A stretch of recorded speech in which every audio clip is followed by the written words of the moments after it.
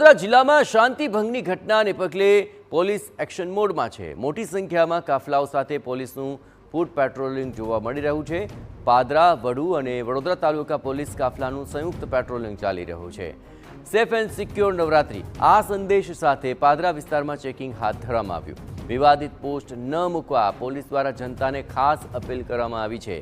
થોડા દિવસ પહેલા વડોદરા શહેરમાં અશાંતિનો માહોલ સર્જાયો હતો, ત્યારે ફરી એકવાર આવી ઘટના ન ઘટે તે માટે પોલીસે અગમચેતીના પગલાં લીધા છે। જિલ્લા પોલીસ દ્વારા આજે પાદરાના વિવિધ વિસ્તારોમાં શક્તિ પ્રદર્શન કરવામાં આવ્યું। ખાસ કરીને નવરાત્રી સેફ એન્ડ સિક્યોર રીતે નવરાત્રીનો મહોત્સવ થાય તે પોલીસની ખાસ એક કહી શકાય કે મેસેજ છે ને, તેને લઈને આ આખું પ્રદર્શન કરવામાં આવ્યું હતું। આપણી સાથે છે વડોદરા જિલ્લાના મિલિંદ મોદી સર, અને તેમની પાસે જાણીશું સાહેબ કયા પ્રકારનું આખું આયોજન છે, સમગ્ર વડોદરા જિલ્લાને શું મેસેજ? આજ રોજ આગામી નવરાત્રી તહેવારના ભાગરૂપે રિસ્પેક્ટેડ એસપી સરના સીધા માર્ગદર્શન હેઠળ પાદરા પોલીસ સ્ટેશન વિસ્તારમાં વડોદરા તાલુકા તથા પાદરા પોલીસ સ્ટેશનના પોલીસના અધિકારીઓ, પોલીસના જવાનો ઉપરાંત એસઆરપીની એક કંપની હોમગાર્ડ જીઆરડીના માણસો દ્વારા ફૂટ પેટ્રોલિંગ કરવામાં આવેલું છે અને એરિયા ડોમિનેશનની કામગીરી કરવામાં આવેલી છે।